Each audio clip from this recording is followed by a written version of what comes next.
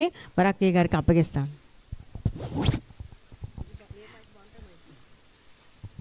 అందరికీ మన్నాత. మంచిదండి. ఈ చక్కని సాయంకాల పూట మరి చక్కని సమయాన్ని నాకు ఇచ్చి నన్ను ఆహ్వానించి మరి ఎంతో శ్రద్ధతో మీరందరూ వాక్యం వినడానికి వచ్చారు.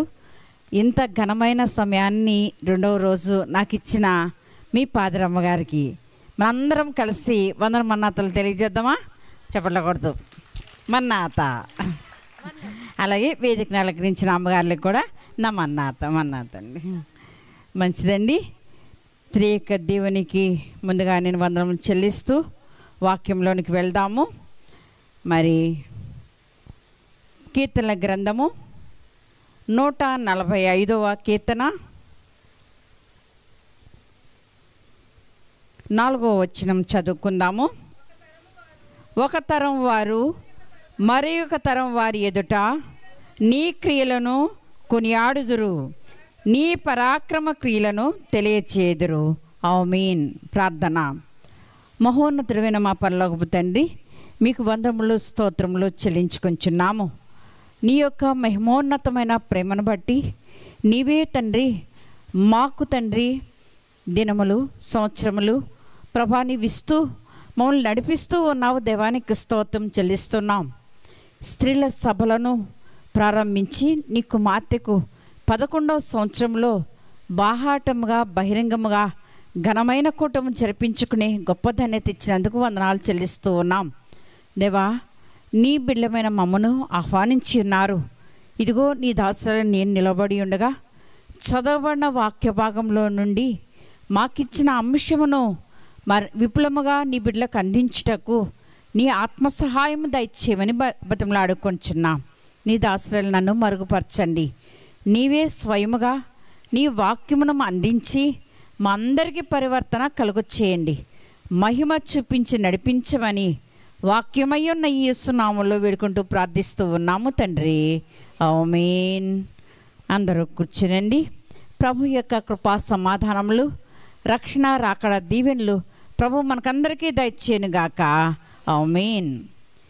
ఈరోజు మనము చదువుకున్న వాక్య భాగంలోనికి వెళ్ళే ముందు ఒక అంశం ఇచ్చారు అమ్మగారు. ఏంటి ఆ అంశం చెప్పండి? ఏఐ కాలంలో తల్లుల యొక్క ఉపదేశం కదా, చక్కగా చెప్పారు. మరి దీనిని గురించి కొంచెం మీకు వివరిస్తాను. ఏఐ అంటే ఏంటి? ఆర్టిఫిషియల్ ఇంటెలిజెన్స్ కదా. మరి ఆర్టిఫిషియల్ అనగానే అర్థం ఏంటి? కృత్రిమము లేక సహజము కానిది కదా. మరి దీని యొక్క జ్ఞానము కృత్రిమ మేధస్సు లేక కృత్రిమ జ్ఞానము. మరి దీనిని ఎందుకు ఈరోజు మన ముందుకు తెచ్చారు అంటే, ఈ కాలంలో మనమున్నాము అంటే ప్రతి దానిలో కూడా ఆర్టిఫిషియల్ అనేది కనిపిస్తుంది. సహజమైనది కనిపిస్తుందా మనకు? లేదు. ఎవరినైనా సరే మనము ఎందుకు రాలేదమ్మా అంటే వెంటనే ఏం చెప్తారు? అసలు కారణం వేరేది ఉంటుంది కదా, రాలేదు అంటారు కదా. మరి ఇలాంటి విషయాలన్నీ కూడా చాలా చూస్తూ ఉంటాం. ఆర్టిఫిషియల్ అనేది మన జీవితాల్లోనికి వచ్చిందా రాలేదా చెప్పండి? లోకంలో ఉంది, కానీ అది మన వ్యక్తిగత జీవితాల్లోకి వచ్చేసింది. ఏంటది? మనం అడగగానే ముందు చెప్పేది ఏంటి? సెల్ ఫోన్ చూపిస్తాం కదా. లేక ఆయా విషయాలు చాలా ఉన్నాయి. ఈ సెల్ ఫోన్ బట్టి గూగుల్ అని అదని ఇదని ఉన్నది కదా. ఏది ఏమైనా సరే మరి ఈ ఆర్టిఫిషియల్ అనేది జీవితాల్లోకి రాకూడదు అనేది మనం ఈరోజు నేర్చుకోవాలి. మనదంతా కూడా సహజమైనదిగానే ఉండాలి తప్ప సహజము కానిదిగా ఉండకూడదు. ఇక్కడ తల్లులు అని చెప్పారు కదా. మరి ఈ తల్లులు ఎలా జీవిస్తున్నారు ఆలోచించండి. గతంలో మన తల్లిదండ్రులు మనల్ని పెంచిన విధానం ఎలా ఉంది? చిన్నప్పటి నుంచి చూద్దాం. పుట్టిన తర్వాత కొంచెం ఎదుగుతూ ఉంటే మనకి ఏమన్నా తినిపించాలంటే వాళ్ళు ఏం చేసేవాళ్ళు? మేము కూడా అలాగే చేసాం. మా బిడ్డలకు బయటికి తీసుకొచ్చి అవి ఇవి చూపిస్తూ అన్నం పెట్టేవాళ్ళం. ఇప్పుడు ఏం పెడుతున్నారు? ఎవరింట్లో వాళ్ళు ఉండి ఇచ్చేస్తున్నారు కదా. మరి ఇలా ఇచ్చి తల్లి వరుస తల్లిదే, పిల్ల వరుస పిల్లదే కదా. ఇలా తెలియకుండానే మనం ఏం చేస్తున్నాం? తల్లులముగా బిడ్డలను వేరు చేస్తున్నాం. చేయట్లేదా? మీరు చెప్పండి. నిజంగా నేను చేస్తున్నాను అనేవాళ్ళు ఎంతమంది? చాలామంది ఉంటాం కదా. మరి ప్రాధాన్యత టెక్నాలజీ మీద పెడుతున్నాం, కానీ మనం పెట్టాల్సిన దాని మీద పెట్టడం లేదు కదా. దానికి ఇవ్వటం లేదు ప్రాధాన్యత అనేది. ఇది మన జీవితాలకు మంచిది కాదు. కనుక ఎందుకు ఈరోజు ఆర్టిఫిషియల్ ఇంటెలిజెన్స్ అని ఎందుకు చూపిస్తున్నారంటే, మన జీవితంలో కృత్రిమం ఉండకూడదు. అంతా కూడా సహజంగానే ఉండాలి. మనం ఏమై ఉన్నామో అదే అయి ఉండాలి తప్ప మనము వేరు, మన కుటుంబం వేరు లాగా చేసేసుకుంటున్నాం కదా. తెలియకుండానే మనము దానిలోనికి వెళ్ళిపోతున్నాం, కృత్రిమమైన దానిలోనికి. ఇది వెళ్ళవచ్చా? అస్సలు వెళ్ళకూడదు కదా. కనుక ఈరోజు మనం నేర్చుకోవాల్సింది ఏంటి అంటే సహజమైన స్థితి.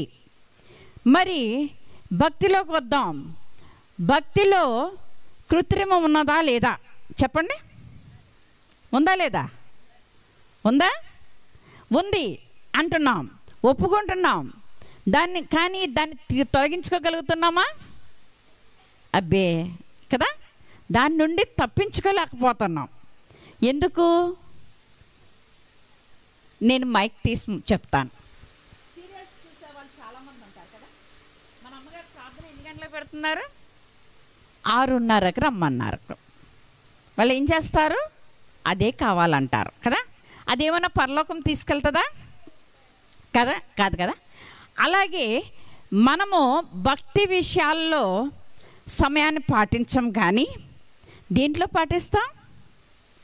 ప్రయాణాల్లో పాటిస్తాం, పిల్లల్ని బడికి పంపించే విషయంలో పాటిస్తాం, మన ఉద్యోగాల్లో పాటిస్తాం, అన్నిట్లో టైంకి తినడానికి కూడా పాటిస్తాం కదా. ఇవన్నీ మనకు ఉంటాయి. దేనికి టైం లేదు? నేనేం చెప్తున్నాను ఇప్పుడు? కృత్రిమము వద్దు అంటున్నారు కదా. మరి వద్దు అన్నప్పుడు మనం ఏం చేయాలి? ఇప్పుడు ప్రభువుకు టైం ఇవ్వాలి కదా. ఇస్తే మనం సహజమైన భక్తిని అభ్యసించగలము అనేది మనం గుర్తించాలి. సరే, ఇదంతా ఎక్కువ అవుతుంది అనుకుంటున్నారా? కాదు సుమా, మనం నేర్చుకోవాలి. ప్రతి వారము కూడా యేసును నమ్ముకున్న వారం ఇక్కడ కూర్చున్నాం. అలాగే అనేకులు ఉన్నారు యేసును నమ్ముకున్న వారు. యేసును నమ్ముకున్న స్త్రీలకు దేవుడు చక్కని విషయాలు బైబిల్ గ్రంథం ఇచ్చి మనందరికీ నేర్పించారు. అవునా కదా? వీటిని కలిగి ఉంటే మనం ఎంత ధన్యులమో దేవుడే తెలియచేస్తూ ఉన్నారు. కనుక మీరు చాలా విషయాలు విన్నారు. మరికొన్ని విషయాలు ఈరోజు మనం చూద్దాం. ఈరోజు ఏం చదువుకున్నాం? ఇక్కడ చదవండి.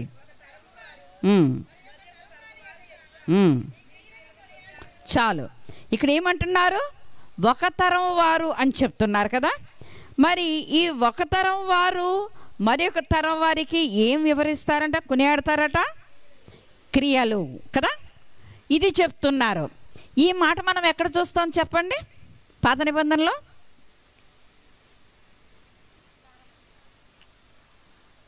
నిర్గమాకాండంలో మనం చదువుకుంటాం. ప్రతి సంవత్సరం కూడా ఎంత చక్కగా ధ్యానం చేస్తాం. ఏం చెప్తున్నారు దేవుడు? ఏం చెప్పారు చెప్పండి? తర్వాత తరాలకి నేర్పించమని చెప్పారు. చెప్పారా లేదా? మాట్లాడండి. చెప్పారు. మరి మోషే గారు తెలియచేశారు. మరి తర్వాత తరాలు వారికి తెలియచేయండి అన్నారు. మీ బిడ్డలకు చెప్పారా లేదా కదా. మరి నేర్పిస్తున్నామా? ఆలోచించండి. కీర్తనకారుడు దేవుణ్ణి ఎంత అనుభవించారో మనందరికీ తెలుసు. అందుకే ఆయన స్తుతించగలిగారు, ప్రార్థించగలిగారు, హెచ్చరిక తెలియచేశారు, ఎన్నో ఉపదేశాలు మనకు అందించారు. మరి ఇవన్నిటినీ చదువుకుంటున్నాం, కానీ మనలోనికి తెచ్చుకోలేకపోతున్నాం. ఇప్పుడు ఏం తెచ్చుకుంటున్నాం చెప్పండి? ఏం తెచ్చుకుంటున్నాం? కృత్రిమైనదన్నీ కూడా చక్కగా తెచ్చేసుకుంటున్నాం. నాకు సెల్ ఫోన్ నాలెడ్జ్ లేదు, కానీ ఇట్నారా మన పిల్లలకు ఏమొచ్చింది, వచ్చేసింది. కొంతమంది ఉద్యోగం చేసేవారికి, చిన్న చిన్న పనులు చేసుకునే వారికి కూడా ఏమొచ్చింది, సెల్ ఫోన్ నాలెడ్జ్ త్వరగా వచ్చేసింది కదా. నాకైతే రాలేదులేండి. అంటున్నారా? ఆలోచించుకోండి. ఇది అవసరము అంటాం మనం ఈ లోకంలో. అవసరమైతే అవసరం గాక ఉండుగాక, కానీ అవసరమైనంత మాత్రాన్న దానినే ప్రాధాన్యంగా పెట్టుకోవటం మంచిది కాదు. ఆలోచించాలి. మన జీవితాల్లో మనం ఎలా ఉండాలో బైబిల్ ప్రారంభం నుంచి చివరి వరకు నేర్పుతుంది. అయితే ఈ జీవితాన్ని పూర్తిగా మర్చిపోయేటట్లుగా చేసుకుంటున్నాం. మనం చేసుకుంటున్నాం, బిడ్డలకు అస్సలే తెలియకుండా చేసేస్తున్నాం. మళ్ళా టైం వచ్చినప్పుడు మనం ఏం మాట్లాడుకుంటాం, మేము చిన్నప్పుడు ఇలా మోకరించేవాళ్ళం, అలా మోకరించేవాళ్ళం అంటామా లేదా? అంటాము నోటితో, కానీ పని తీరు మారిపోతుంది కదా. కానీ ఇది దేవుడు చెప్పడం లేదు. గుర్తుపెట్టుకోండి, మన జీవితాల్లో దేవుడు బైబిల్ గ్రంథాన్ని మనకి ఇచ్చారు కనుక ఈ గ్రంథంలో ఉన్న ప్రతి వాక్యము కూడా దేవుడై ఉన్నారు. అవునా కదా? కదా కనుక ప్రతి దాన్ని మనం ఏం చేయాలి, అభ్యాసం చేసుకోవాలి. అలా ఉంటేనే మనం నిజమైన వారము, సహజమైన వారము. లేకపోతే గనుక మనం ఎవ్వరము కూడా భక్తి బలం కాదు, లేక దేవుని కలిగిన వారం కాదు, చెప్పుకుంటూ మనలో మనమే మోసపుచ్చుకున్న వాళ్ళం అవుతాం. కనుక ఈ విషయాన్ని మనసులో పెట్టుకొని మనము కృత్రిమైన దానిని ప్రక్కన పెట్టి సహజమైన విషయాలను, అసలైన జ్ఞానాన్ని మనం సంపాదించుకోవటానికి బైబిల్ గ్రంథాన్ని బాగుగా పఠించాలి, బాగుగా నేర్చుకోవాలి, బాగుగా గ్రహించుకోవాలి, అభ్యాసం చేసుకుంటూ క్రియలలో చూపించాలి. అంటున్నారా? ఈ విషయాన్ని మనసులో పెట్టుకోనండి. ఇప్పుడు నేను మీ కొందరి యొక్క జీవితాలను మీకు చూపిస్తాను. మరి వాటిలోనికి మనం వెళ్దాము. చూడండి, మొదటిగా మనం చూద్దాం. చూడండి, ఆదికాండంలో హవ్వమ్మ గారిని తీసుకుందాం. హవ్వమ్మ గారు ఎంత చక్కని వారో మనందరికీ కూడా బాగా తెలుసు. అయితే ఆదికాండము 3వ అధ్యాయము 19వ వచనములో చివరి భాగం చదవండి.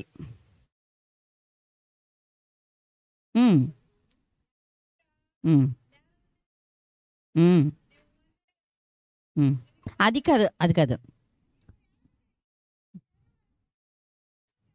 ఉండండి అమ్మా, నేను చూపిస్తాను.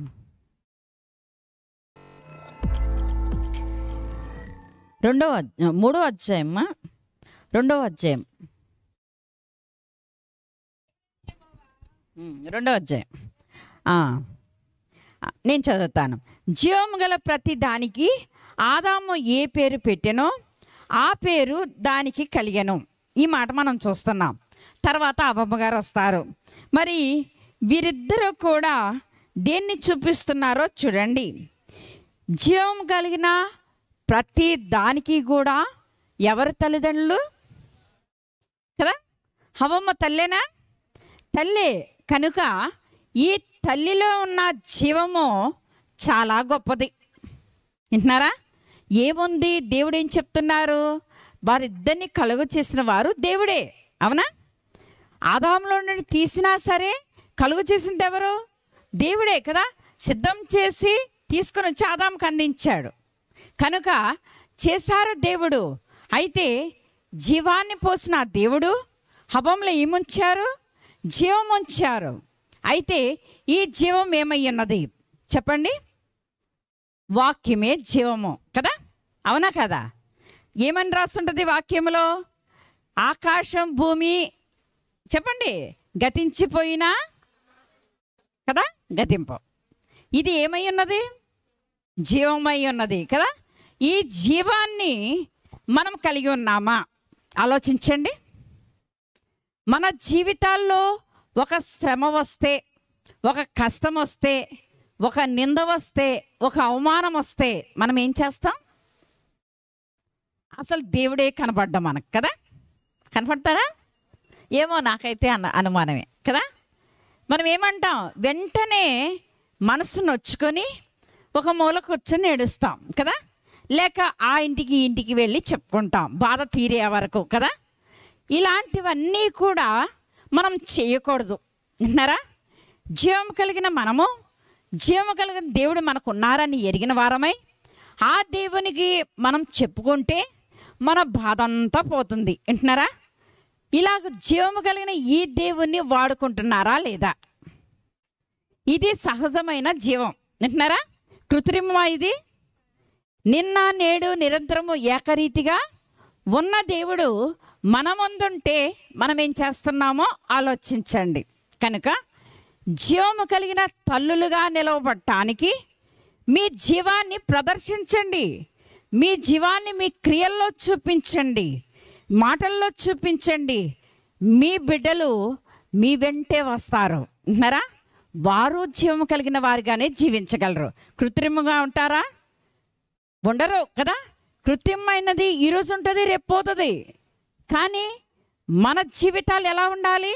మనం వెళ్ళిపోయినా జీవంగానే ఉండాలి. ఉండాలా వద్దా కదా? అందుకోసము బైబిల్లో ఉన్న వాక్యమును, ఈ వాక్యమంతా మనలోనికి వచ్చేయాలి. అప్పుడే మనం జీవంగా ఉంటాం. ఈ వాక్యం మనలోనికి రాకపోతే జీవాన్ని కలిగిన వారం కాదు. కనుక హవ్వమ్మ వలె మనం ఏం చేయాలి? ఆ జీవము కలిగిన దేవుని కలిగిన వారమే జీవముతోనే జీవించాలి. వింటున్నారా? ఎక్కడా చనిపోయిన వారంగా మనం ఉండకూడదు. వింటున్నారా? మన విశ్వాసం ఏముండాలి? బ్రతికి మాట్లాడుతానే ఉండాలి. వింటున్నారా? హెబ్రీ పత్రికలో ఏమంటే వారు మృతులయ్యారు, కానీ వారు విశ్వాసం ద్వారా ఏం చేస్తున్నారట? మాట్లాడుతున్నారు. ఎంత బాగుంటుందో కదా అధ్యాయం చదువుకుంటుంటే. కనుక ఇవి గుర్తుపెట్టుకొని మనము జీవం కలిగిన తల్లులుగా జీవిద్దాం. జీవిద్దాం వద్దా? జీవిస్తాం. మంచిది. రెండవది మనం నేను చూపిస్తాను చూడండి. మరి ఏర్పరచబడిన తల్లుల్లో ఇంకా శారా గారిని చూపిస్తాను చూడండి. మరి ఈ శారా గారు ఏం చేశారో చూద్దాం. ఆదికాండము 3వ అధ్యాయం 21వ వచనం చదవండి.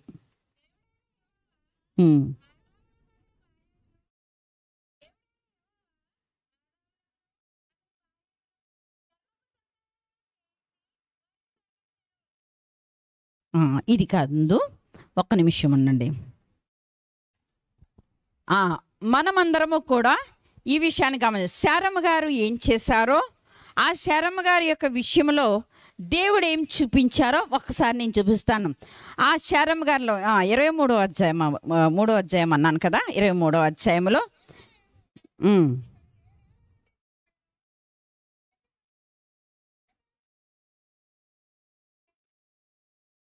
అలా కదమ్మా, నేను చూపించింది 23.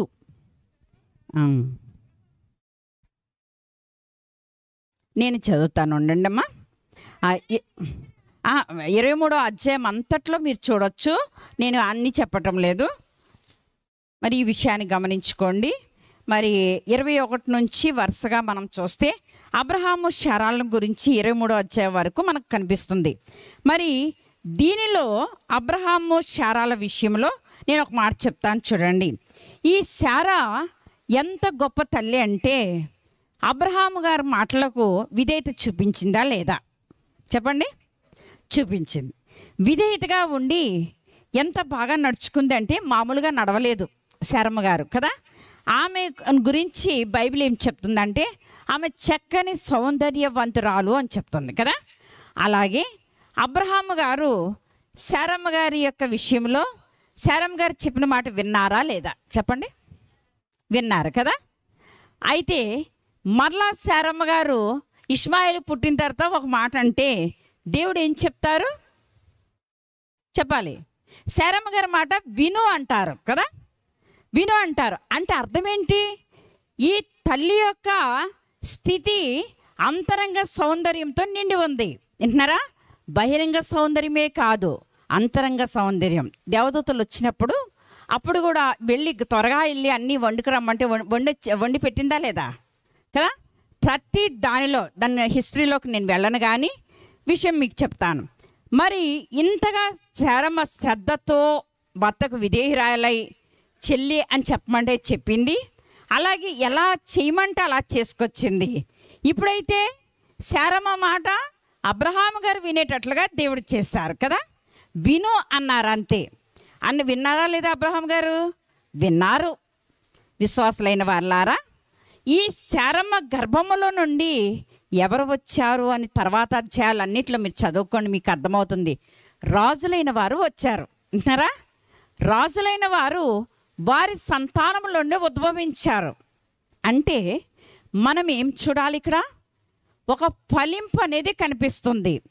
శారమ్మ గారి యొక్క విధేయత, శారమ్మ గారు చేసిన పని, అలాగే వారి చురుకుదనము, వారి యొక్క సౌందర్యము అన్నీ కూడా ఏం చేసినాయట? రాజులను పంపించినవి కదా. అన్నీ కూడా రాజులు ఉద్భవించేటట్లుగా చేసింది. కనుక భక్తి వరుస మన స్థితిలో ఎంత ఉండాలంటే అధికమైపోవాలి, ఫలింపు గొప్పదిగా ఉండాలి. రాజులు అనగానే జనులు ఏం చేస్తారు? భయపడతారు కదా.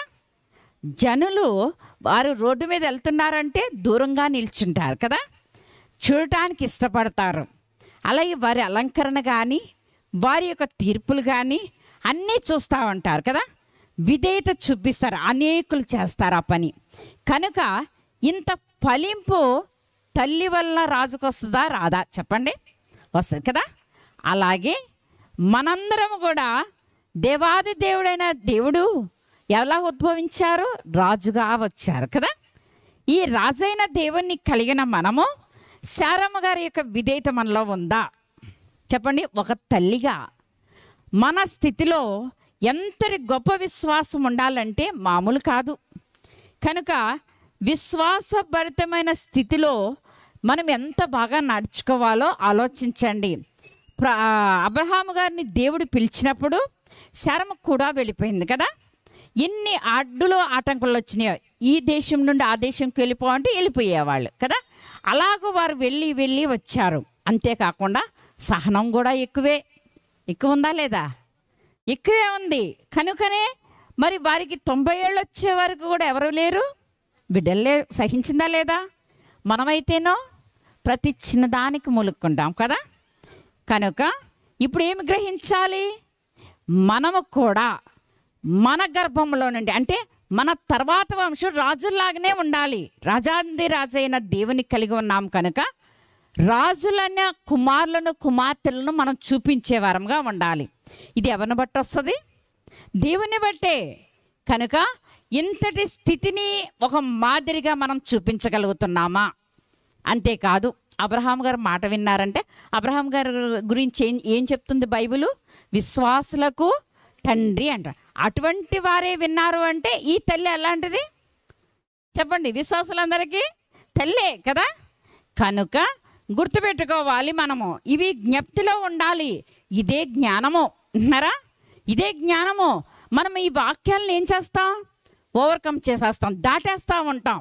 దాటేసి మనకు అన్వయించుకోకుండా మనకు వచ్చు తెలుసు అనుకుంటానే మనం తెలియకుండా కృత్రిమం దాంట్లోనికి వెళ్ళిపోతున్నాం కదా. వెళ్ళలేదా?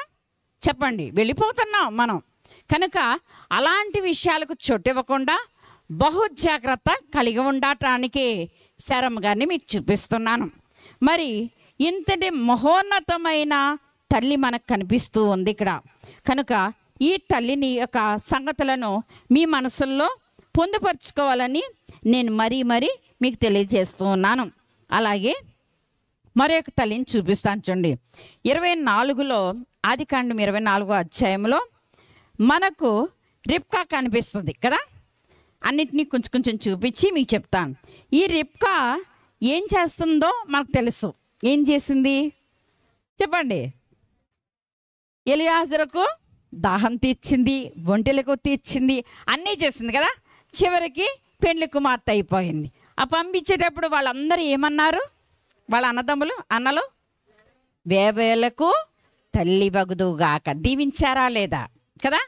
ఈ రిబ్కా దీవెనందుకున్నది కనుక రిబ్కా విషయంలో ప్రయాస ఉందా లేదా? ఉంది. ప్రేమ ఉందా లేదా? ఉంది కదా.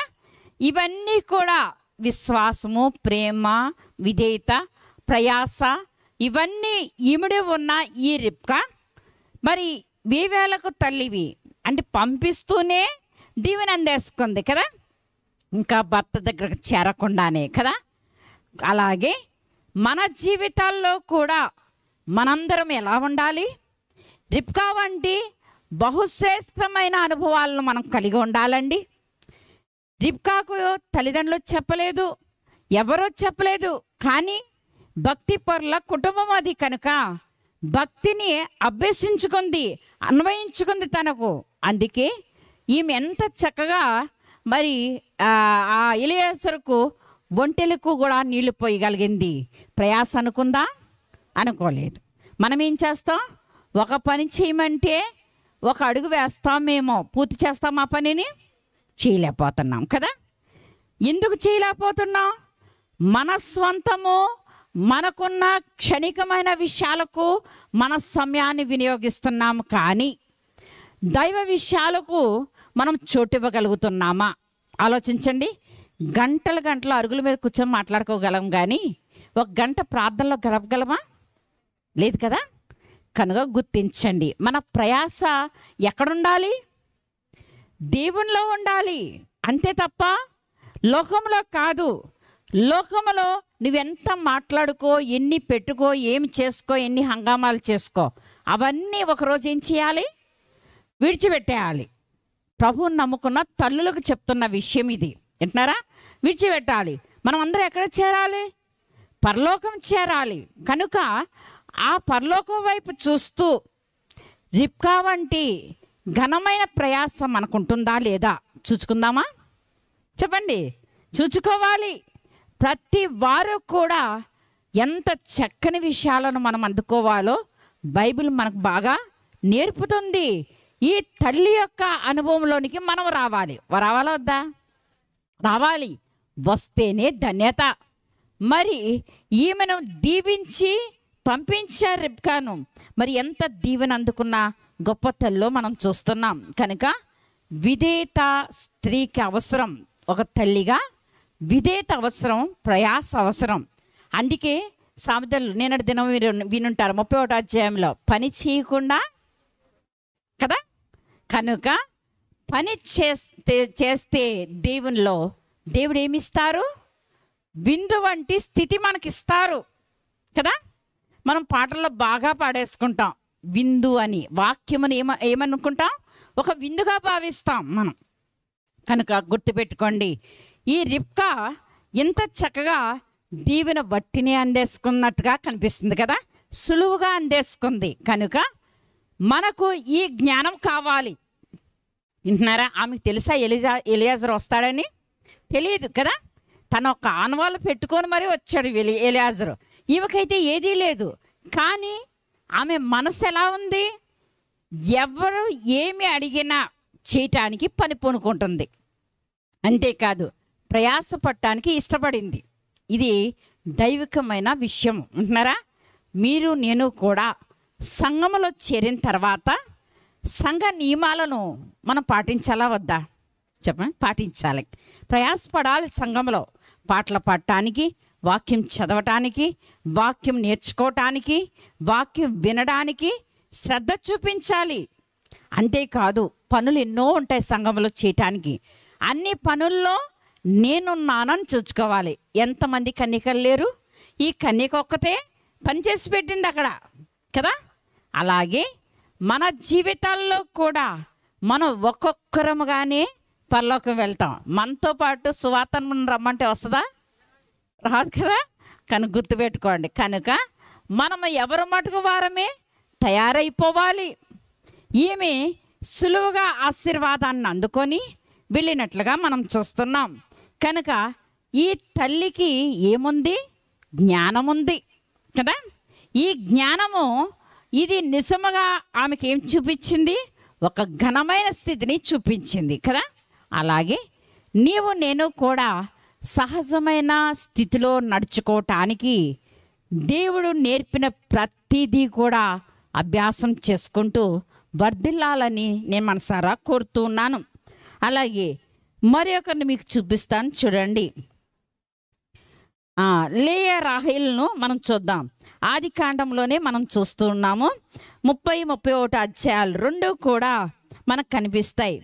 అయితే యాకోబు గారికి మరి ఎంతమంది? ఇద్దరు కదా. ఇద్దరి నుంచి ఎవరు ఉద్భవించారు చెప్పండి? ఎవరు ఉద్భవించారు? గోత్రకర్తలు రాలేదా? చెప్పండి. వచ్చారు కదా. గోత్రకర్తలను వారు అందుకున్నారు. ఈ తల్లుల యొక్క విశ్వాసం గొప్పదా కాదా? కదా. మన వంశము తరతరాలు ఉండాలని మనం కోరుకుంటాం కదా. కోరుకుంటామా లేదా? అందుకే కుమారులు కావాలి కావాలి అనుకుంటాం కదా. తల్లులుగా ఈ లోకంలో ఉండే సహజ స్వభావం. కానీ వీరు గోత్రకర్తల్నే మరి ఎంత చక్కగా అందుకున్నారో చూడండి. దైవాశీర్వాదం అందుకోవటానికి లేయా కొరకు తన కొలువు చేశాడా, రాహేలు కొరకు చేశాడా? కదా. కానీ లేయా వచ్చేసింది. అంటే అంతరంగ స్థితి ఎంత గొప్పగా ఉందో ఈ తల్లులకు ఆలోచించుకోవాలి. దేవుడు ఎవరిని ఎలా ఏర్పాటు చేసుకుంటారో మనకు తెలియదు. కానీ మన అంతరంగం ఎవరితో పెనవేసుకోవాలి? దేవునితో వేసుకోవాలి. ఇది జ్ఞానము విన్నారా? ఇది జ్ఞానము. దీనిని లేయా రాహేలు సంపాదించుకొని మరి యాకోబుతో కుటుంబముగా సాగిపోయి గోత్రకర్తలను మనకు ముందుంచారు. వారు ఎంత చక్కని స్థితో మన అందరికీ బాగా తెలుసు.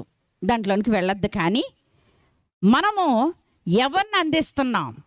చాలామంది విశ్వాసులుగా ఉండి మరి దేవుని ఎరిగిన తల్లులుగా ఉండి ఏం చేస్తుంటారు? వారు ఒక్కరే దేవునితో ఉండి దేవుని దగ్గరికి వెళ్ళిపోతూ ఉంటారు కదా. తర్వాత వారు ఉంటారా? ఉండరు దేవునిలో కదా. గుర్తుపెట్టుకోండి, మనము ప్రభువుని ఎరిగిన వారమైన తర్వాత ప్రభువుతో సహవాసం చేస్తూ మన తర్వాత వారిని కూడా నడిపించే వారంగా ఉండాలి. మనతో ఏమవ్వకూడదు? దేవుడు అక్కడికి ఆగిపోకూడదు అంటున్నారా. కనుక మన స్థితి సాగిపోతూ ఉండాలి అంటే మన తర్వాత వారికి కూడా దైవ విషయాలను తెలియచేస్తూ మనము ఒక వంశోద్ధారకులుగా వారిని నిలబెట్టాలి.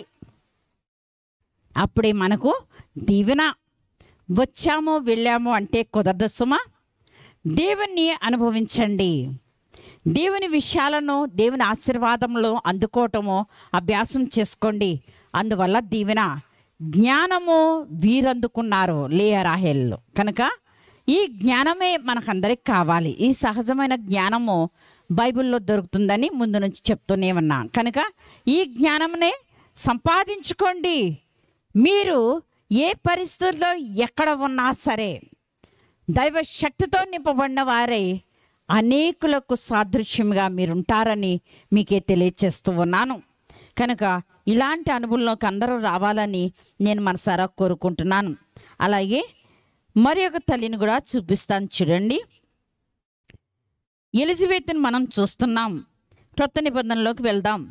ఇక్కడ క్రొత్త నిబంధనలో మనం చూసే తల్లి మనకి ఇక్కడ కనిపిస్తుంది. లోకా సువార్తలో మనకు కనిపిస్తారు చూడండి. మొదటి అధ్యాయంలో ఇక్కడ మనం చదువుకుందాం. 6వ వచనం. వీరిద్దరూ ప్రభు యొక్క సకలమైన ఆజ్ఞలు చెప్పినను, న్యాయ విధులు చెప్పినను నిరపరాధులుగా నడుచుకుంటూ దేవుని దృష్టికి నీతిమంతులై ఉండిరి. దాన్ని అలా ఉంచండి. మళ్ళా ఏమి సంపాదించుకున్నారో చూడండి. 14వ వచనం నుండి. అతడు ప్రభు దృష్టికి గొప్పవాడై ద్రాక్షరసమైన మధ్యమైన త్రాక్క తన తల్లి గర్భమున పుట్టినది మొదలుకొని పరిశుద్ధాత్మతో నిండుకున్నవాడే ఇశ్రాయిల్లో అనేకులను ప్రభు అయిన వారి దేవుని వైపునకును త్రిప్పును. మరియు అతడు తండ్రుల హృదయములను పిల్లల తట్టుకును అవిధేయులను నీతిమంతుల జ్ఞానమును అనుసరించుటకును త్రిప్పి ప్రభు కొరకు ఆయత్తపడి ఉన్న ప్రజలను సిద్ధపరచుటకై ఏలే యొక్క ఆత్మీయు శక్తియు గలవాడై ఆయనకు ముందుగా వెళ్ళును. కనుక నీకు సంతోషమును మహదానందమును కలుగును. అతడు పుట్టినందున అనేకులు సంతోషించరు కదా. ఇవి మనం చూస్తున్నాం. పైన ఏముంది? వారిద్దరూ కదా, ఎవరు? జకరియా ఎలిజబెత్లు కదా. ఎలిజబెత్ ఏం చేశారు? ఆజ్ఞలను అనుసరించి నడుచుకున్నారు కదా. మరి వారు ఎంత చక్కని భక్తి పరులో. మనకు కనబడేది యాజకత్వం చేసేది జకరియాయే, కానీ ఎలిజబెత్ కనిపించదు. కానీ ప్రభు ఏం రాయిస్తున్నారు? వీరిద్దరూ అంటున్నారు, ప్రభు యొక్క సకలమైన ఆజ్ఞలు చెప్పున, న్యాయ విధులు చెప్పున, అలాగే నిరపరాధులుగా నడుచుకుంటూ దేవుని దృష్టికి నీతిమంతులై ఉన్నారు అని చెప్తున్నారు. మరి ఇంతటి శక్తి దైవాజ్ఞల్లో ఉందా లేదా? ఉంది కదా. అందుకే ఆజ్ఞల్లో అనుసరించి నడుచుకున్నారని చెప్తున్నారు. కనుక మన జీవితాల్లో ఏముండాలి? నడుచుకోవాలి, అనుసరించి నడుచుకోవాలి.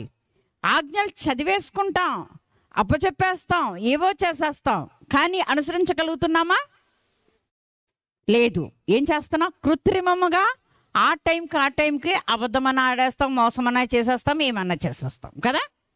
అప్పటికప్పుడు ఆ టైం దాటేయాలి మనకు కదా, అలా మనం చూస్తాం. కానీ సహజమైన జ్ఞానంతో నిండుకుంటే మనము నిజముగా అనుసరించి నడుచుకోగలమట, నీతిమంతులుగా ఉండగలమట. ఎవరి దృష్టికి?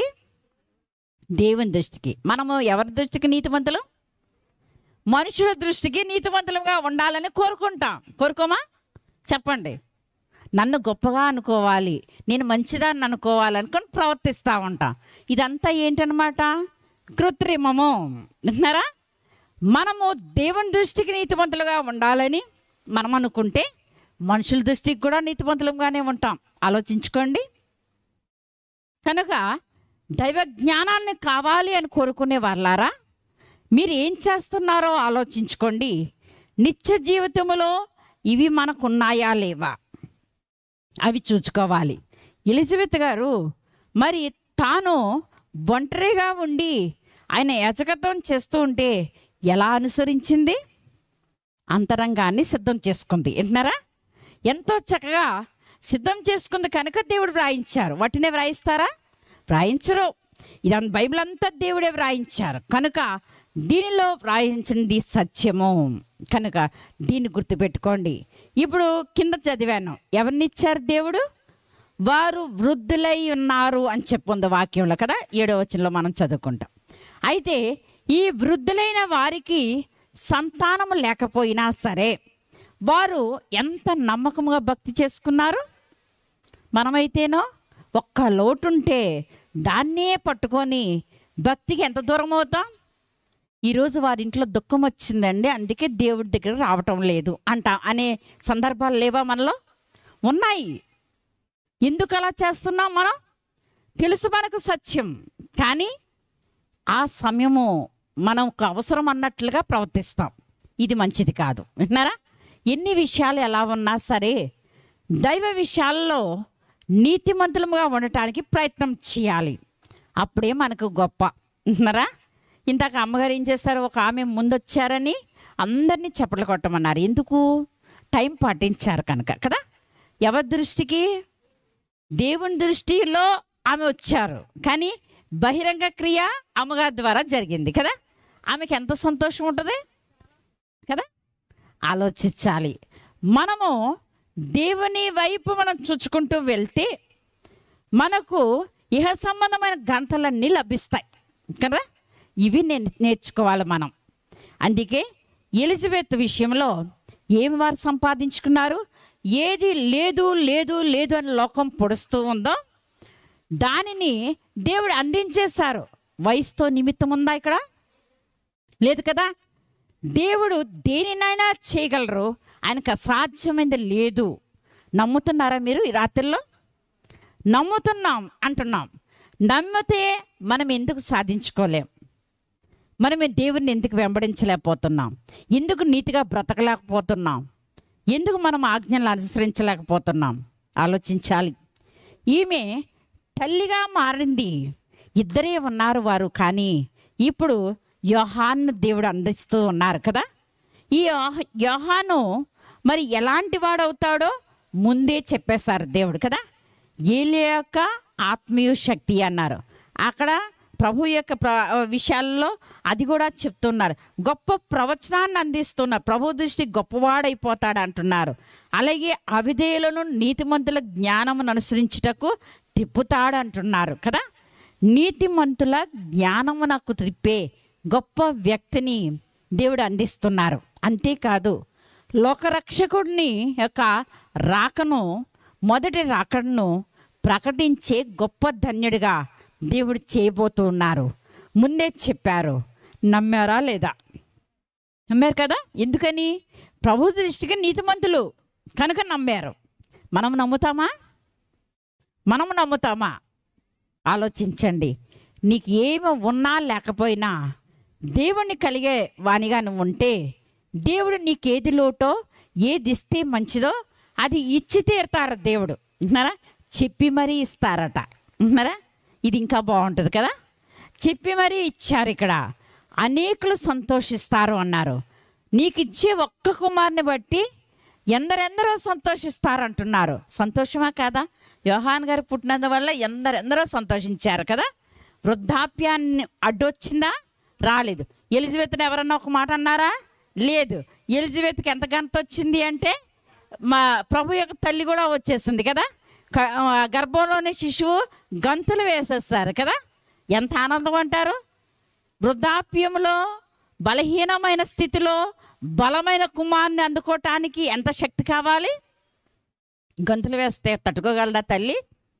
కానీ అట్టి అనుభవించేటట్లుగా దేవుడు చేశారు. ఎంత గొప్ప సంగతో. కనుక మనకేం కావాలి? ఆజ్ఞలను అనుసరించే మనసు ఉండాలి. అలాగే ఎవరో చూస్తారు, ఎవరో చేస్తారని భక్తి ఎవ్వరూ చేయకండి. వింటున్నారా? మన భక్తి ఏం చేయాలి? జ్ఞానాన్ని మనకు అందించేయాలి. కనుక శక్తితో నింపబడటానికి మనము అనుసరించి నడుచుకుంటూ నీతిమంతులముగా ఉండాలి. ప్రభు దృష్టికే తప్ప మనుషుల దృష్టికి కాదు. అలాంటి వారంగా మనం తయారవుతే బహుధన్యత దేవుడు మనకిస్తారని మీకు తెలియచేస్తున్నాను. కనుక ఇలాంటి తల్లిగా అందరూ మారాలని మనసారా కోరుకుంటున్నాను. అక్కడ ఏమంటారు? ఏలియా యొక్క ఆత్మయు శక్తియు అంటారు కదా. అంటే ఏలియాకి ఎంత ఆత్మ ఉంది? అక్కడ పరిశుద్ధాత్మ చెప్తూనే దేవుడు ఏలియా యొక్క ఆత్మను కూడా చెప్తున్నారు కదా. శక్తి ఎంత గొప్పవాడండి ఏలియా. దేవుడు దిగొచ్చేటట్టు చేసేస్తాడు కదా. ఏది అడిగితే అది దేవుడు ఇచ్చేయాలి కదా. వర్షం ఆపే అంటే ఆపేశాడు. మళ్ళీ అగ్ని కురవాలంటే కురిసేసింది కదా. ఎన్ని విషయాలు దేవుడు చేశారు ఏలియాతో. అందుకే అక్కడ పరిశుద్ధాత్మ తండ్రి ఏం రాయించారు యాకోబు పత్రికలో? మన వంటి స్వభావం కలిగిన వాడే కదా, మనుషుడే అంటున్నారు. కనుక మనుషులముగా మనకు దేవుడు ఎంత జ్ఞానం ఇచ్చారో, ఎంత శక్తి ఇచ్చారో అందరూ అర్థం చేసుకోవాలని మనసారా కోరుతూ ఉన్నాను. ఇలాంటి జ్ఞానమును సంపాదించుకొని ప్రభులో సాగండి, దీవెన అందుకోవలసిందిగా నేను కోరుతూ ఉన్నాను. అలాగే మరి ఒకరిని మీకు చూపిస్తాను. మరియను ఇక్కడే చూద్దాం. మరియా ఎంతటి గొప్ప వ్యక్తి అంటే ఆమె కోరుకున్నది. మరి ఆమెతో పాటు అనేక మంది కన్యకలు కూడా కోరుకున్నారు. ఎవరిని కోరుకున్నారు చెప్పాలి? యేసు ప్రభుని కోరుకున్నారు వాళ్ళు కదా. అందుకే కోరుకుంటే అందరినీ దేవుడు ఎన్నుకున్నారా? ఒక్క మరియనే ఎన్నుకున్నారు కదా. ఎన్నుకున్నారు. మరియా గర్భం దాల్చింది, ప్రభు లోకరక్షకుడిని లోకానికి అందించింది. ఇది అందించడానికి కారణం ఏంటి? మరియా దైవ సన్నిధిలో ఉన్నది. దైవ సన్నిధిలో ఉన్నప్పుడు దోత కనబడిందా, లేకపోతే లోకంలో పనులు చేసుకుంటే కనబడిందా కదా. దేవునితో సహవాసం చేసే వారికి దేవుడు కనబడి మాట్లాడతారు. ఉందా లేదా? బైబిల్ ఇచ్చిన వారు అందుకే దేవా నాకు కనబడము, నాతో మాట్లాడం కదా. ఈ చక్కని సూక్ష్మ ప్రార్థన చేస్తూ మరి ఈ చక్కని దీవెనలు కూడా పొందేయాలి. మరియా లోకరక్షకుణ్ణి అందించింది. ఈ లోకరక్షకుణ్ణి మనం అందించగలుగుతున్నామా చెప్పాలి. మీరందరూ కనీసం ఇంట్లో వారికన్నా అందిస్తున్నారా, అందించట్లేదా చెప్పండి. అందుకే మనకు కుమారుడు అనుగ్రహింపబడిన ఎక్కడుంది? యెషయా గ్రంథంలో చూస్తున్నాం కదా. మనకు కుమారుడు ఈ కుమారుడే లోకరక్షకుడు కనుక ఈ లోకరక్షకుని ప్రతి వారము కలిగి ఉన్నామా లేదా చెప్పండి.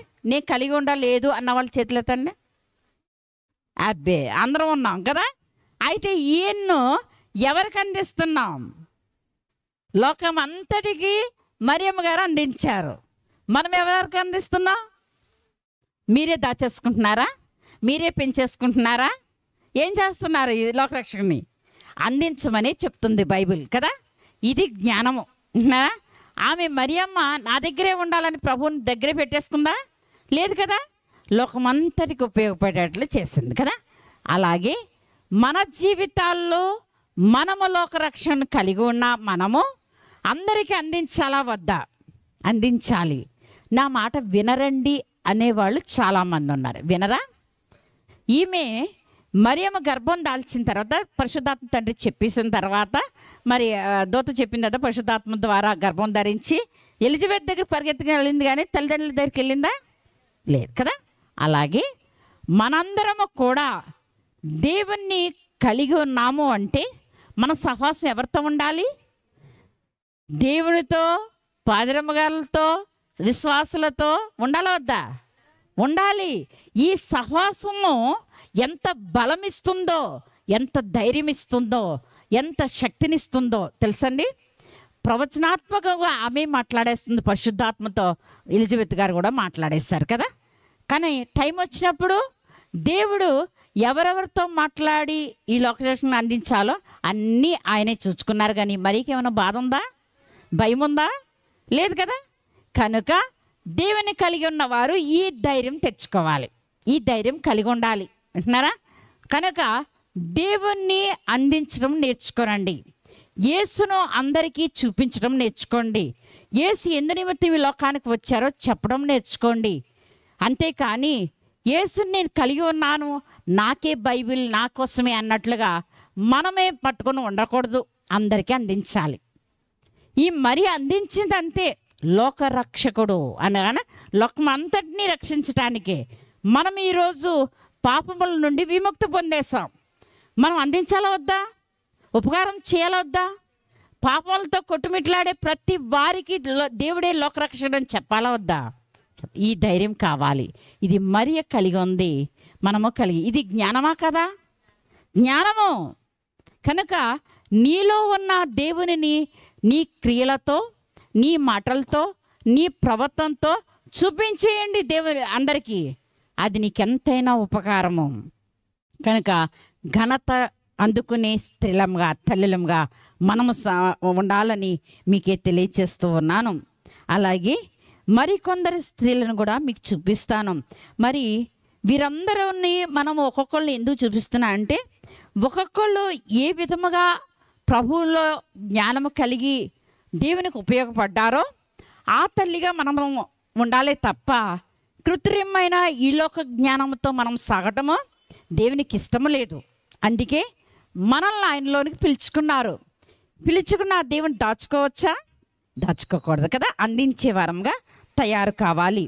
అలాగే మనం చూస్తూ ఉన్నాము. మరి యెహోషువ గ్రంథంలో 2వ అధ్యాయంలో మనం చూస్తే రాహాబు అనే ఒక వేశ్య గురించి వ్రాయబడుతుంది. ఆమె ఏమి తెలుసుకుంది చెప్పండి? ఏం తెలుసుకుంది? ఒక మాట చెప్పండి.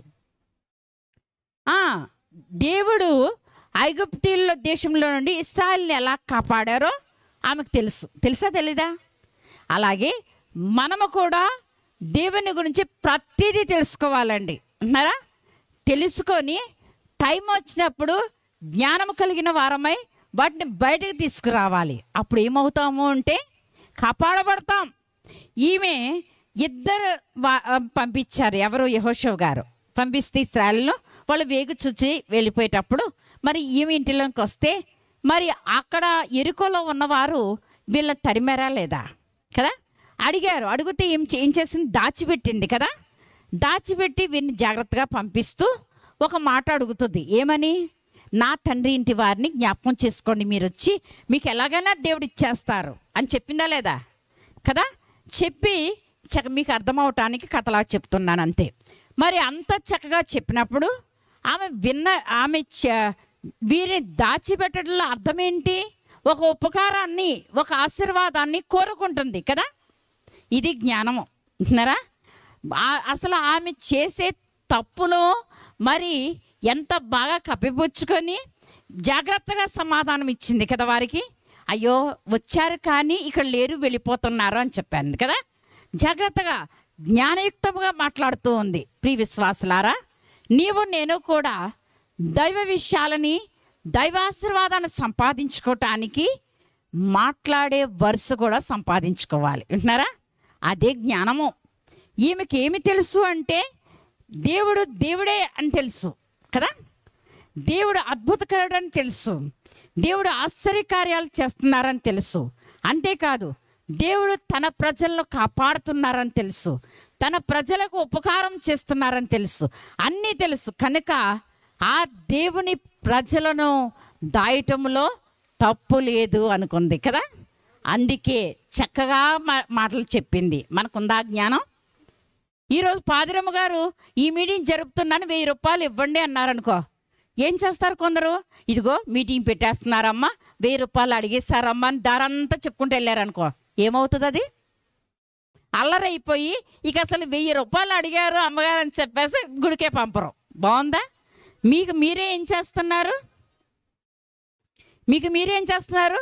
అడ్డు వేసుకుంటున్నారు కదా. దేవుని దగ్గరికి చేరలేకపోతున్నారు, ఆశీర్వాదం అందుకోలేకపోతున్నారు. ప్రియ విశ్వాసులారా, 1000 రూపాయలు ఇస్తున్నాం మేము, దాని వెనక ఎంత ఆశీర్వాదం ఉంటుంది? మనం ఒక్కరమే వినట్లేదు వాక్యం. ఎవరు వింటారు? ఎందరెందరో వింటారు కదా. ఎందరెందరోకో ఉపకారం జరుగుతుంది, మేళ్ళు కలుగుతాయి. కనుక గుర్తుపెట్టుకోవాలి. ఈమెం చేసింది?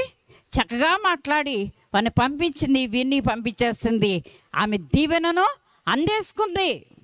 ప్రియ విశ్వాసులారా, మనం తప్పు చేసినా దాని నుండి పరితాపం పొంది తప్పును విడిచిపెట్టేయాలి.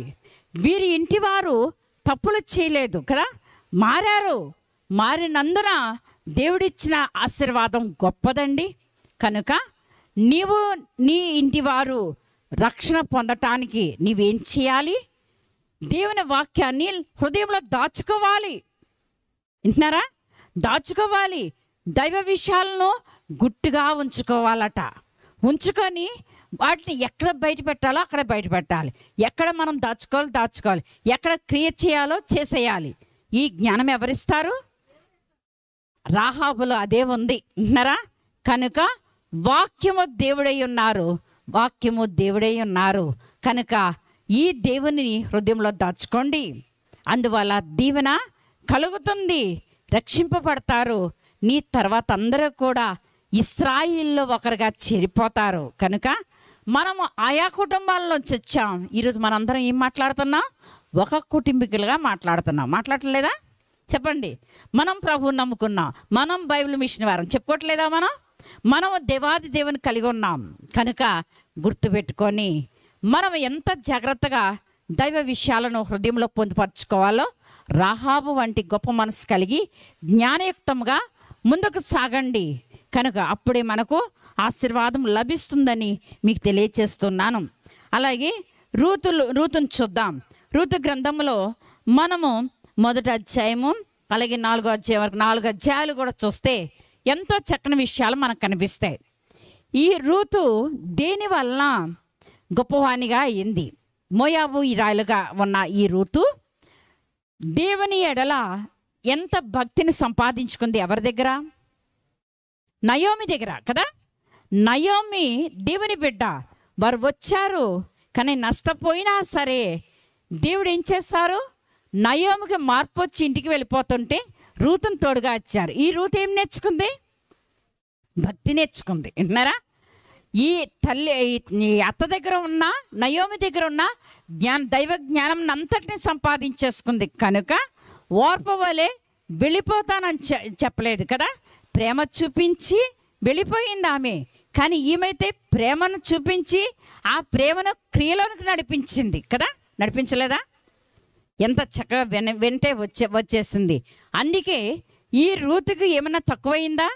అక్కడ నయోమికి విధేయత చూపించింది, పొలం యజమానికి విధేయత చూపించింది, పనివారికి విధేయత చూపించింది, పనంతా చేసుకుంది. అన్ని రోజు దీవెనలు వచ్చినాయి రాలేదా? చెప్పండి. రోజు పనులు విడిచిపెట్టేశారట కదా. కుండలేదో నీళ్లు చాలా ఉంటాయి దీవెనలేమికి కదా. కడుపు నిండా అన్నం తిన్నారు వాళ్ళు. ఎక్కడన్నా సరే లేమి ఉందా వాళ్ళకి? లేదు కదా. ఆకలి తీర్చేవాడు దేవుడు, మనల్ని కాపాడేవారు దేవుడు. ఇప్పుడు ఇద్దరికి కుటుంబం లేదు కదా, ఏమీ లేదు. కానీ 4వ అధ్యాయంకి వచ్చేసరికి ఏమైపోయింది? ఆమె వివాహం అయిపోయింది కదా, కుటుంబీకురాలు అయిపోయింది. దేన్ని బట్టో తెలుసా? మొదటి అధ్యాయంలో మనం ఏం చదువుకుంటాం? మంచి తీర్మానము. ఏం తీర్మానము? నీ జనమే నా జనం, నీ దేవుడే నా దేవుడు కదా. మనం ఇద్దరిని ఎవరు విడదీయాలి? మరణం తప్ప ఇంకేమీ విడదీయకూడదు కదా. అలా హత్తుకుపోయింది అత్తకు. అలాగే మనము బైబిల్కు హత్తుకుపోవాలండి. దైవ గ్రంథానికి, దేవునికి హత్తుకుపోవాలి మనం. అప్పుడే మనకు దీవెన కలుగుతుంది. ఏమి కోల్పోయామో అన్నిటినీ దేవుడు ఇచ్చేస్తారు. సమాజంలో మనం గనులమని చూపిస్తారు. చూపించరా? తప్పక చూపిస్తారు. కనుక ప్రతి వారం కూడా ఈ విషయాన్ని ముందు పెట్టుకోవాలి. మనము మత్తయి సువార్త 1వ అధ్యాయంలో ఈ విషయాలు ఉంటాయి. ఏమిటది? జాబితా ఉంటుంది మనకందరికి కదా. దానిలో జనాభా లెక్క అంతా ఉంటుంది కదా. ఆ లెక్కలో మరి ఈ రూతు వంశంలో నుండి ఎవరు వచ్చారు? దావీదు గారు వస్తారు ఉన్నారా. వచ్చి మరి ఇక్కడ నుంచి రక్షకుడు ఉద్భవిస్తాడు. అంటే రూతు ఎవరెవరికి ఇదయ్యింది? ఘనమైన భక్తులకు, రాజులకు కదా తల్లిగా కనిపిస్తుంది. అంతేకాదు లోకరక్షకునికి ఒక తల్లిగా కనిపిస్తుంది. మన తీర్మానము సరైనదైతే మనలోనికి ఎవరుంటారు? ప్రభు ఏం చేయాలో చేసేస్తారు, ఏమి ఇవ్వాలో ఇచ్చేస్తారు. మన వంశము అలాగ ముందుకు ఘనముగా, అంచెలంచెలుగా ఘనముగానే వర్ధిల్లుతుంది తప్ప అక్కడ ఆగిపోయేదిగా ఉండదని రూతు జీవితాన్ని బట్టి మనకు తెలియచేస్తుంది. కనుక రూతులో ఏముంది? జ్ఞానం ఉంది, దైవ జ్ఞానం ఉంది. కనుకనే తన వారితో కలిసిపోలేదు, కానీ ఇశ్రాయిల్లో చేరిపోయింది. దేవుని బిడ్డల్లో చేరిపోయి ఒక వంశోద్ధారకురాలుగా మనకు కనిపిస్తుంది. విశ్వాసులైన వాళ్ళారా, మనం ఏ కుటుంబంలోంచి రానివ్వండి, మనము మన యొక్క వంశం ఏంటి? దైవ వంశము. దీన్ని ఏం చేయాలి? వృద్ధి చేసుకోవాలి. అబ్బా మా ఇంట్లో ఎవ్వరు నమ్ముకోరండి, నేను ఒక్కదాన్ని అంటాం చూసారా. అటువంటి వాళ్ళందరూ కూడా రూతును జ్ఞాపకం చేసుకోనండి. మీ తీర్మానం గట్టిగా ఉంటే నువ్వు హత్తుకునేది తల్లి వంటి నయోమినైతే గనుక, మనకు తల్లి ఎవరు? సంఘమే. కనుక ఈ తల్లిని హత్తుకొని ఉంటే మనకి ఏమవుతుంది? వంశం వృద్ధి అవుతుంది. తరతరాలు నీ భక్తిని అనుసరిస్తూ ముందుకు వెళ్ళిపోతారు. ఈ చక్కని విషయాలను క్రైస్తవ సంఘముగా ఉన్న మనము నేర్చుకోవాలి, సంపాదించుకోవాలి. అప్పుడే దైవాశీర్వాదం మనకు ఉంటుందని మీకు తెలియచేస్తూ ఉన్నాను. రూత్ ఎప్పుడో చనిపోయింది, కానీ ఈరోజుకి చెప్పుకుంటున్నామా లేదా? కనుక ఈ జీవితం మనకు అవసరం అండి. ఇది సంపాదించుకొని ముందుకు సాగాలని నేను మనసారా కోరుతున్నాను. అలాగే 2వ యోహాను పత్రికలో ఒక తల్లిని మనం చూస్తాం. ఆ తల్లి కూడా మరి అధ్యాయం అంతా మీరు చదువుకోండి ఇంటికి వెళ్ళిన తర్వాత. అక్కడ మనకు తల్లి కనిపిస్తుంది. ఈ తల్లి ఏమేమి నేర్చుకుంది అంటే సత్యమును గురించి మనకు అక్కడ అధ్యాయంలో చాలా చక్కని విషయాలు దేవుడు మనకు తెలుపుతూ ఉంటారు. సత్యమును అనుసరించి నడుచుట, అలాగే పిల్లల్లో ఏమేమి నేర్పించాలో చెప్తారు. తండ్రి వల్ల మనం ఆజ్ఞను పొందిన ప్రకారము నీ పిల్లల్లో కొందరు సత్యమును అనుసరించి నడుచుచుండట కనుగొని బహుగా సంతోషించుచున్నాను. అలాగే అమ్మ క్రొత్త ఆజ్ఞ నీకు రాసినట్టు కాదు, కానీ మొదటి నుండి మనకు కలిగిన ఆజ్ఞని వ్రాయచ్చు, మనము ఒకరినొకరు ప్రేమించాలి. ఇక్కడ ప్రేమను గురించి, ఆజ్ఞల గురించి, అన్నిటిని గురించి కూడా దేవుడు చక్కగా చెప్తూ ఉన్నారు.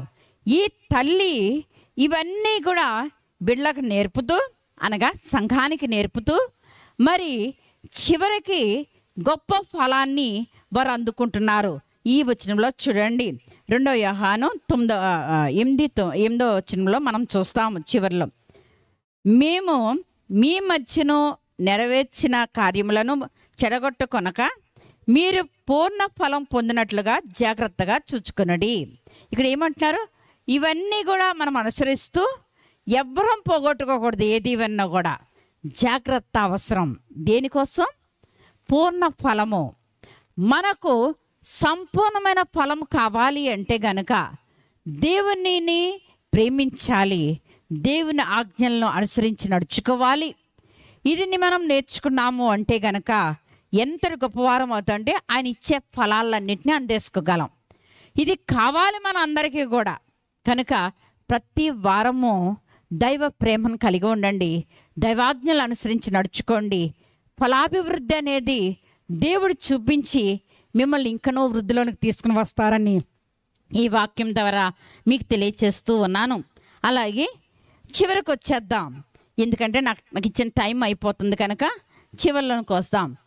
మనము మరి ఇప్పటి వరకు చెప్పుకున్న తల్లులు ఎంతమందో మనకు తెలుసా? చెప్పండి, తెలుసా? గుర్తులేదా? రాసుకోలేదా? ఎంతమంది తల్లులు చెప్పాను? 9 చెప్పాను. విన్నారా? 10 చెప్తాను చూడండి.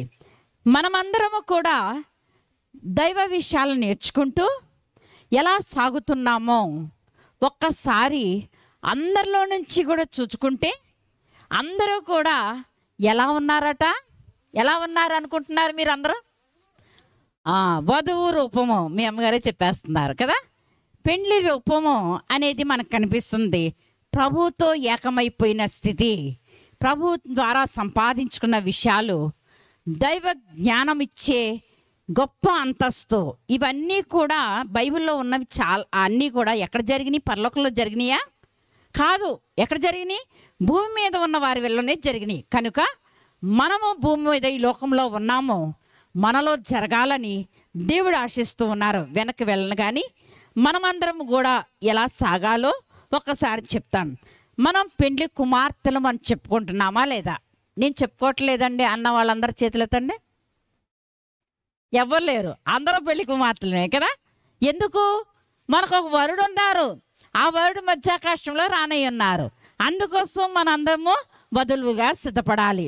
అయితే వధువుగా సిద్ధపడాలి అనుకుంటే గనుక మనం ఏం చేయాలి? హవ్వమ్మలో ఉన్న జీవాన్ని సంపాదించుకోవాలి. ఉండాలా వద్దా? ఓసారి చనిపోయినట్టు, ఓసారి బ్రతికినట్టు ఉందామా? ఉండకూడదు కదా. ఒకసారి నీరసించిపోయి, ఒకసారి సంతోషంగా ఉండే అలాంటి జీవితం మనకొద్దు.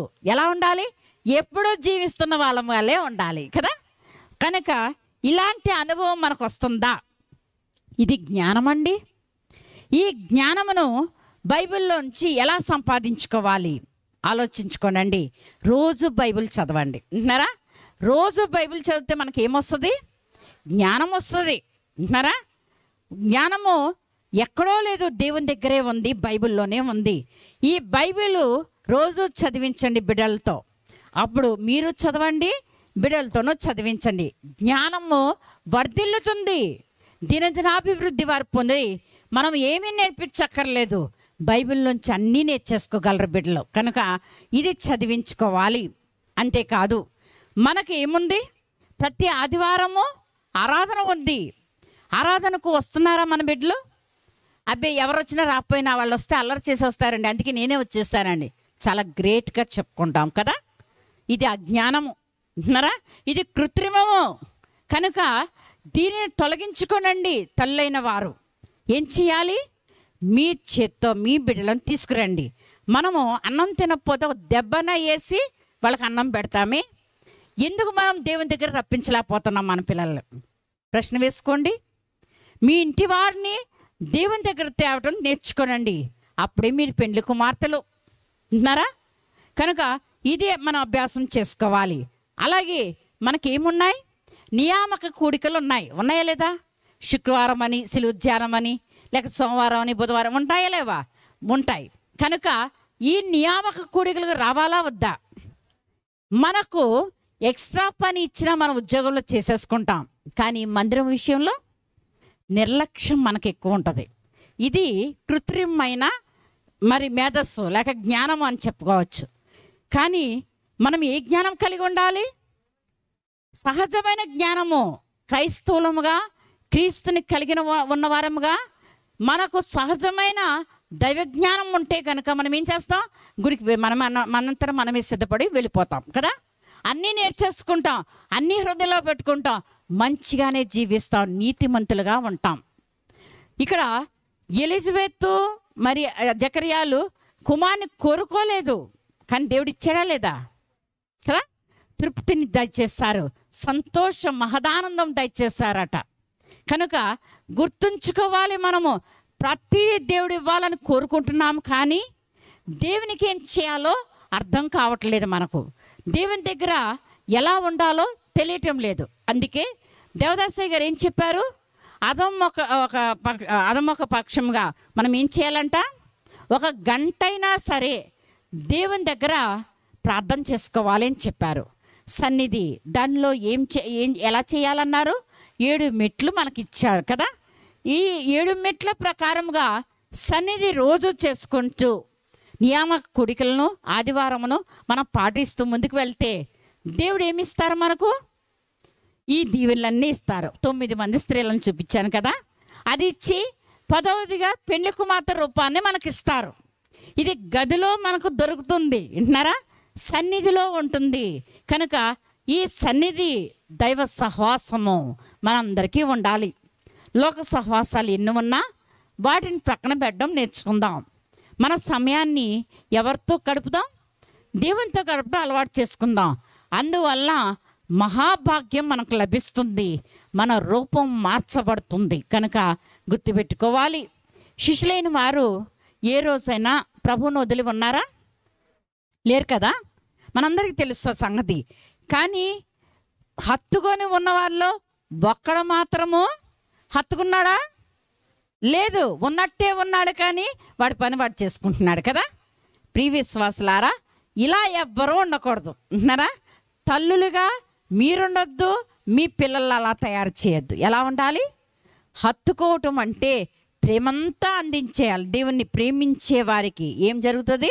సమస్తము సమకూడి జరుగుతాయి కదా. కనుక ఆయన్ని ప్రేమించే వారముగా, ఆయన ఆజ్ఞలను అనుసరించి నడుచుకునే అంతగా మనము హత్తుకుపోవాలి. దైవ సంఘములో తల్లి రూపాన్ని చూపించే ఘనమైన సంఘంలో మనం ఉన్నాము. కనుక దేవుడు నేర్పించే ప్రతి దాన్ని నేర్చుకొని వధువు రూపం వరకు మనం ఎదగాలి. ఆ రూపం దాల్చామా, దేవుడు ఏం చేస్తాడు? ఆయన చెంత కూర్చోబెట్టుకుంటాడు. లేకపోతే కూర్చుండే స్థానం ఉంటుందా? మనకు ఉండదు. కనుక ఈ వధువు రూపం దాల్చడానికి ఈ ప్రయాస, ఈ మీటింగ్ ఎందుకు పెట్టారు కదా? వధువు రూపాన్ని పొందటానికి. తల్లులైన మనము మన బిడ్డలను మనం వేరు చేసుకోకూడదని, వింటున్నారా? మనము మన బిడ్డలో కలిసి దేవుణ్ణి ఆరాధించాలి, దేవునితో మనం ఉండాలి, దేవుని సమరూపాన్ని మనము అందేసుకోవాలి. కనుక ఈ సన్నిధి అనుభవంలో అందరము సాగాలని నేను మనసారా కోరుకుంటున్నాను. దైవ సహవాసం ఇచ్చే ధన్యత బహుశ్రేష్టమైనది. దైవ సన్నిధిలో ఉన్నవారికి ఎవరికి కనబడ్డారు? దేవుడు మరే కనబడి లోకరక్షణను అందించారు. ఈరోజు ఈ లోకరక్షణ కలిగి ఉన్న మనము దైవ సన్నిధి ద్వారా మన రూపం మార్చబడాలి. దైవ సన్నిధిలో దేవుడు ఏం చేస్తారు? ఆయన శరీర రక్తాలను ఎవరికి ఇచ్చారు? శిష్యులకు ఇచ్చి రూపం మార్చేశారు. మనం అందుకుంటున్నాం దైవ సన్నిధిలో. మన రూపాలు మార్చబడాలి. మార్చబడి మనం దేవుని పిల్లలు అని చెప్పుకోవాలి. మనం నడిచి వెళ్ళిపోవచ్చు మన ఇంటికి. మనం చూసి అందరూ ఏమనాలి? వీరు నిజంగా దేవుని పిల్లలు అనాలి, వింటున్నారా? అలా అంటారా మిమ్మల్ని? నన్నైతే చాలామంది అన్నారు, నేను గర్వంగానే చెప్పుకుంటాను. మిమ్మల్ని అంటున్నారా? అనాలి. ఆ రూపాన్ని తెచ్చుకోండి. మీ మాటలో మార్పు, మీ ఆలోచనలో మార్పు, మీ పనుల్లో మార్పు, అన్నిట్లో మార్పు రావాలి. అందుకే దేవదాసయ్య గారు ఏమన్నారు? మీ ప్రవర్తన బోధగా మారాలి అన్నారు. బోధ చేస్తుందా మీ ప్రవర్తన? బోధ చేయటం లేదు కదా. బోధ చెయ్యాలి మీ ప్రవర్తన. నేను రోజు టైంకి అన్నీ చేసేస్తాను దైవ విషయాలు. ఆ టైం పాటించడం చూచి ఎందరో నన్ను వెంబడిస్తారు. కావాలా మీకు? కావాలి, అందరికీ కావాలి. ఇది ఉండాలండి. దేవుడు ఏ సమయంలో రావాలో వచ్చారు, ఎలా బోధించాలో బోధించేశారు. రక్షణ కార్యక్రమం అంతా తండ్రి చిత్తమంతా నెరవేర్చేశారు. ఆయన రక్తమును మన కొరకు ధారపోసి మనందరినీ రక్షించారు. పాపములను క్షమించేవాడు, పాపములను పూర్తిగా అంతం చేసి రక్షణ అందించిన వాడు మన దేవుడు. కనుక ఇంత గొప్ప రక్షణను కలిగిన మనము ఆ వధువు రూపాన్ని సంపాదించుకోవడానికి ప్రయాసపడండి. భక్తిలో ప్రయాస లేకపోతే జ్ఞానం రాదు. నానా జ్ఞానము రావాలి అంటే మనకు ప్రయాస ఉండాలి. కనుక దేవుని వాక్యముగా విధేయులై ఉండండి. దేవుని ఆజ్ఞలు అనుసరించి నడుచుకోండి. దైవ విషయాల్లో బహుశ్రేష్టంగా సాగండి. మీ సమయం దేవునికి ఇవ్వండి. కొంత ప్రయాసపడండి, అందువలన ఆశీర్వాదము లభిస్తుంది. లోకంలో ప్రయాసపడండి జీతం ఉంటుందా? ఉండదు. అలాగే ప్రభువులో ప్రయాసపడకపోతే మన రూపం మార్చబడదు. కనుక ప్రయాసపడి దైవ రూపంను సంపాదించుకొని అసలైన పెండ్లి కుమార్తెలుగా మనందరం సిద్ధపడదాం. పరలోకమునకు ఎగిరి వెళ్దాం. ప్రభు అట్టి గొప్ప దీవెనిచ్చి కృత్రిమమైన జ్ఞానాన్ని తొలగించి సహజమైన జ్ఞానమును దైవ వాక్కు ద్వారా మనకు అందించి ఆయన మహిమ మేఘం ఎక్కించునుగాక. ఆమేన్. మహోన్నతుడైన మా పరలోకపు తండ్రి, మీకు వందనములు, స్తోత్రములు. మీ దయగల నామను బట్టి, కృపను బట్టి ప్రభా, ఇంతవరకు మేమే నీ వాక్యమును విన్నాము. విన్న వాక్యములో ఉన్న సంగతులన్నింటినీ నీ బిడ్డలందరి హృదయములలో పదిలపరచండి. సమయం వచ్చినప్పుడు నీ బిడ్డలు వాడుకొని శక్తిమంతులు కావాలి నాయనా. నీ శక్తి లేనిదే మేమే ఎగిరి రాలేము. కనుక నీ శక్తితో అందరినీ నింపండి, ప్రభావాన్ని చూపించండి, మమ్మల్ని బలపరచండి నాయనా. సహాయము చేయండి. మేమే ప్రభా, మా తండ్రి గారి పాటల్లో ఎన్నో విషయాలు చూస్తున్నాం. తెలివిని కలిగించు, నీ భాగ్యాలన్నిటిని చూపించమని పాడుకుంటున్నాం. మేమే మా బలహీనతల వైపు చూడకూడదు, నీ బలం వైపు చూడమని చెప్తున్నావు. ఇవన్నీ పాడుకుంటున్నాం, వాక్యములు చదువుకుంటున్నాం, తల్లులను చూస్తున్నాము. అయా, అభ్యాసం చేసుకునే శక్తి లేని వారముగా ఉంటున్నాం. క్షమించి ఈ సమయం నుండి మేము శక్తివంతులుగా తయారయ్యే తల్లులుగా, జ్ఞానవంతులుగా ఉండుటకు నీ ప్రభావాన్ని మాలోనికి పంపించండి నాయన. నీ యొక్క కృప మాకు చూపించండి. అద్భుతకరమైన స్థితిలో మమ్మల్ని ఉంచి నీ మహిమ మేఘ కొరకు సంపూర్ణంగా సిద్ధపరచి ఆయత్తపరచమని, నీ సంపూర్ణమైన ఫలములతో ఈ లోకములో మేము ప్రకాశించే అనుభవం మాకు ఇచ్చివేసి మహిమ ఘనత కీర్తి మీరే పొందమని, పరమునకు చేరు పర్యంతము నమ్మకమైన విశ్వాసులముగా వధు రూపము కొరకు ఎదురు చూచే వారిగా ఉండటకు సహాయము చేయమని, మా కొరకు వరుడుగా రాని ఉన్న యేసు నామంలో వేడుకుంటూ ప్రార్థిస్తూ ఉన్నాము తండ్రి. ఆమేన్. నాకు ఈ గొప్ప సమయం ఇచ్చిన అమ్మగారికి వందనములు. మరి మీ అందరికీ కూడా మన్నాత. అందరూ లేచి నిలబడండి. అందరూ లేచి నిలబడండి. అందరు గట్టిగా చప్పలు కొడదాం. మరి నిజంగా అమ్మగారు ఎంత గొప్ప వర్తమానం అందించారండి. మరి ఎంతమంది తల్లుల గురించి మనకి అందించారండి. మన గృహాల్లో ఉంటే ఎంతమంది తల్లుల గురించి మనం వినేవారమా? చెప్పండి. మరి వధువు రూపాన్ని ధరించుకోవడానికి మరి ఒక వాక్యం అంట ఉదక స్నానం అంటండి. ఏ స్నానం అంట? ఉదక స్నానం అంటే ఏంటండి? తలస్నానం. తలస్నానం చేస్తే ఎంత అందంగా ఉంటారండి, హాయిమంటా ఉంటారు కదండి. మరి అట్టి తలస్నానం అంటే ఉదక స్నానము వాక్యం ద్వారా పరిశుద్ధాత్మ తండ్రి గారు మరి అక్కగారిలో ఉండి మరి చక్కగా నీల